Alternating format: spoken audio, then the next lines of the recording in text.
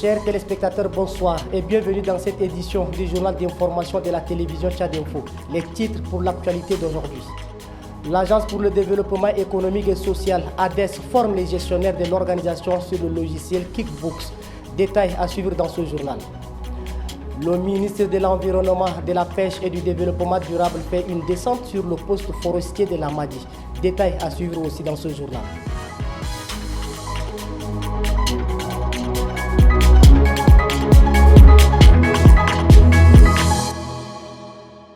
Relative aux opérations de recherche et de sauvetage d'aéronefs en détresse, le gouvernement du Tchad et celui de la République fédérale du Nigeria ont signé un accord de coopération ce lundi 14 août dans les locaux de la Direction générale de l'autorité de l'aviation. Aimé Delinassou nous fait le point.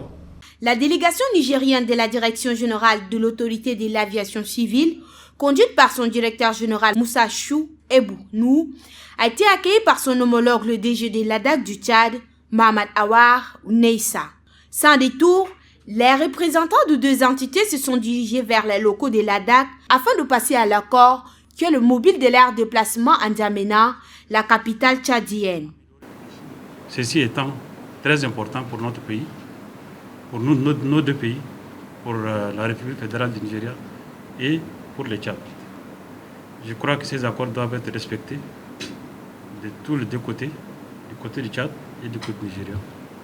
Et c'est très important pour améliorer notre système aéronautique ici et de l'autre côté. C'est un accord qui a pour objectif de déterminer les modalités de coopération entre les centres de coordination de sauvetage RCC de Kano et Lagos de la République fédérale du Nigeria et le centre de coordination de sauvetage du Tchad. Cet accord permettra de fixer les conditions de mise en disposition des déploiements, d'utilisation réciproque et de coordination de temps, de paix, de moyens de recherche et de sauvetage, aéronefs se trouvant en situation de détresse sur les territoires respectifs des deux États. Le Tchad et le Nigeria sont des pays voisins et frères. Nous sommes contents de cette convention. C'est un nouveau départ pour le Tchad. Il y aura des vols directs entre le Nigeria et le Tchad pour faciliter les échanges. Je remercie le directeur et toute son équipe. Ainsi, l'on notera que les stipulations du présent accord s'appliquent désormais sur les territoires des deux pays. Le ministre de l'Environnement, de la Pêche et du Développement durable, Mohamed Hanno, a fait une descente ce 14 août au poste forestier de la Madi pour visiter les sacs de charbon saisis par la brigade forestière et a lancé la campagne de lutte contre la déforestation. Le compte rendu de Bekoutou Junior et Boyoum Krios. Cet ministre de l'Environnement avertit des dangers de la déforestation et déterminé à reprendre la lutte engagée par ses prédécesseurs qui a fait une descente sous une pluie fine au poste forestier de l'Amadji. Après avoir visité quelques sacs de charbon saisis par la brigade forestière, l'homme clame sa détermination à mener un combat sans faille contre les ennemis de l'environnement. Maintenant, c'est fini. On va arrêter ces désordres-là. À partir de maintenant, les complices et les criminels, ils seront traités de même biais d'égalité. Parce que sans les complices, on n'aura pas de criminels. Couper les arbres, ce sera interdit. Et c'était toujours interdit. Mais on va revenir en arrière pour appliquer les mêmes mesures draconiennes que ce s'est passé il y a dizaines d'années. Pour mener ce combat, le ministre se confie simplement au texte, autrement dit aux dispositions juridiques. Et ceux qui importent du bois de chauffe ou du charbon ne seront pas épargnés. Il faut que tout le monde sache que le coupe abusif, surtout les arbres, c'est un crime. On ne peut pas laisser passer comme ça. Donc, les contrôles de l'environnement se concernent aussi les faunes. Donc les braconnages, le coupe abusif des arbres, le charbon, tout ça, on va l'interdire, on va appliquer les mêmes mesures qu'avant. C'est-à-dire on ne peut pas faire des choses extrajudiciaires, mais on va appliquer les lois. Conscient des difficultés que présente cette lutte, le ministre de l'Environnement, de la Pêche et du Développement durable appelle la population à collaborer avec ses agents sur le terrain pour sécuriser, sauver et préserver l'environnement. Pour l'actualité en bref de la journée d'aujourd'hui, Bekoutou Junior a retenu pour vous ces quelques informations. Je vous laisse découvrir comme moi. Ouvrons l'actualité de ce 14 août par la mission de suivi et évaluation des opérations de révision des listes électorales dans les 7 provinces méridionales, dirigée par le ministre Liman Mahamad qui a connu un succès significatif malgré les obstacles saisonniers. Du 5 au 9 août 2023, l'équipe technique et le président de Conorec ont démontré un engagement inébranlable envers le processus, avançant conformément au chronogramme public. Cette initiative financée nationalement reflète l'engagement de l'administration territoriale à respecter les résolutions du dialogue national inclusif et souverain. La mission a pris en compte les préoccupations des parties prenantes et a répondu avec des solutions adaptées. Le ministre Liman Mahamad a adressé un bilan positif, notant que la plupart des provinces ont dépassé 80% de réalisations. Restons toujours dans la zone méridionale du pays, précisément dans la province du Mandoul, où la coopérative Jasra Scoops a décidé d'apporter une opportunité d'affaires et en même temps un moyen efficace pour résorber les défis socio-économiques auxquels font face les populations en mettant sur pied Youb, l'huile pure d'arachide. Jasra Scoops, selon Ngarmbatina Solcom Leoni, l'un des membres de la coopérative, est une société coopérative simplifiée qui poursuit l'objectif de lutter contre la pauvreté et le chômage à travers la valorisation des produits agricoles locaux de plusieurs types. Jetons à présent un regard au-delà de nos frontières, précisément au Nigeria, où des centaines de Nigériens ont pris d'assaut les rues de Kano, la deuxième ville du pays, le 13 août, pour manifester contre une éventuelle intervention militaire de la communauté économique des États de l'Afrique de l'Ouest au Niger. Selon les manifestants, la solution aux problèmes politiques au Niger devrait être recherchée par les moyens diplomatiques et politiques plutôt que par une intervention armée étrangère. Hors de nos frontières, au Niger, nouveau cas de figure pour le président Bazoum, fait prisonnier depuis le 26 juillet dernier, date à laquelle le putsch a été perpétré. Les militaires du Conseil national pour la sauvegarde de la patrie l'accusent de haute trahison et atteinte à la sûreté de l'État et menacent de le traduire en justice. La loi nigérienne prévoit jusqu'à la peine de mort pour ces chefs d'accusation, lesquels inquiètent ses proches et la communauté internationale. Ghislaine Alatarom nous fait le point. Le code pénal nigérien prévoit pour tout citoyen nigérien un crime de trahison passible de la peine de mort. En est reconnu coupable celui qui entretiendra des intelligences avec une puissance étrangère en vue de l'engager à entreprendre des hostilités contre le Niger ou en facilitant sa pénétration sur le territoire nigérien.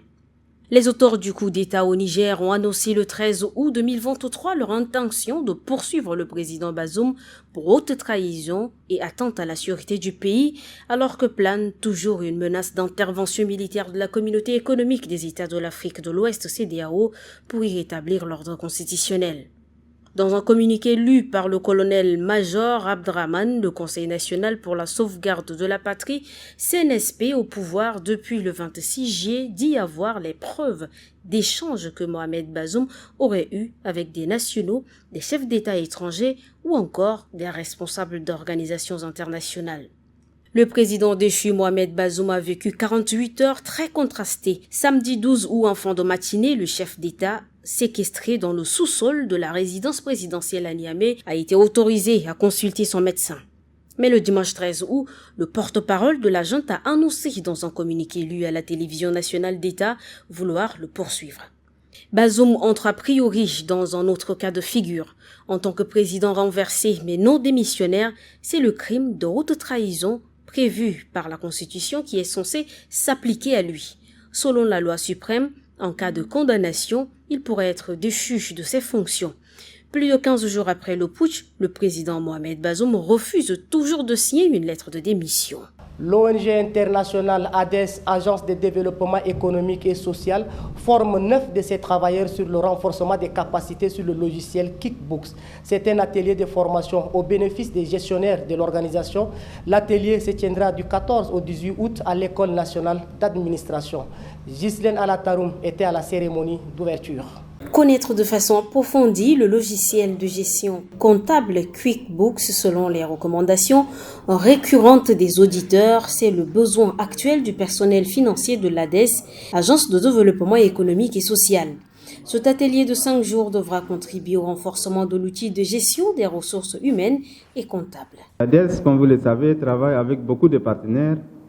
Donc des partenaires internationaux comme nationaux. Donc ADES travaille avec les agences du système des Nations Unies, la Banque mondiale, l'Union européenne, par exemple les différents gouvernements. Et ADES se doit de disposer des outils qui garantissent la traçabilité et la transparence dans la gestion des ressources mises à sa disposition.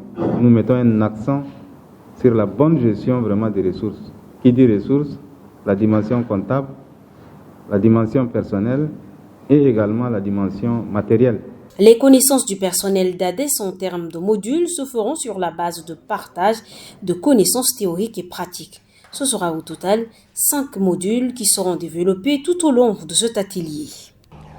Dans le cadre des activités de son projet Jeunes, Vacances et Citoyenneté, le réseau des jeunes pour le développement et le leadership au Tchad a lancé officiellement hier 13 août la compétition inter-arrondissement de basketball. La cérémonie de lancement a eu lieu au lycée Félix Eboy. Judith Kamtar nous en dit plus. C'est dans l'optique de réunir les jeunes basketteurs des 10 arrondissements de la ville de N'Tchadjémena que le réseau des jeunes pour le développement et le leadership organise cette compétition. Ce tournoi de basketball est un lieu de brassage et de vivre ensemble. On a programmé les matchs de poules. On s'en va par match de poules. On a 2 poules, poule A et poule B. Dans poule A, on a 5 équipes. Dans poule B, on a 5 équipes. Les 5 équipes vont s'affronter. Ça veut dire que chaque équipe aura 4 matchs à jouer. Donc chaque équipe aura 4 matchs à jouer, 4 matchs à jouer. L'ensemble des matchs fera 14 matchs. Donc dès le départ, nous aurons, après avoir rencontré les 4 équipes, on va ramasser les 2 meilleurs, chaque 2 meilleurs des différentes poules pour aller à la finale. Tous jeunes, chacun se bat pour avoir le meilleur score. À l'ouverture, l'équipe de Gassi a fait face à l'équipe de SOS Village. Au coup de sifflet final de cette soirée, SOS Village qui remporte la victoire avec 73 points contre 61 pour l'équipe de Gassi. Ce programme de 47 matchs s'étendra jusqu'au 29 septembre pour arriver à la finale. Merci de nous rester fidèles. L'information continue toujours sur la télévision Tchad Info.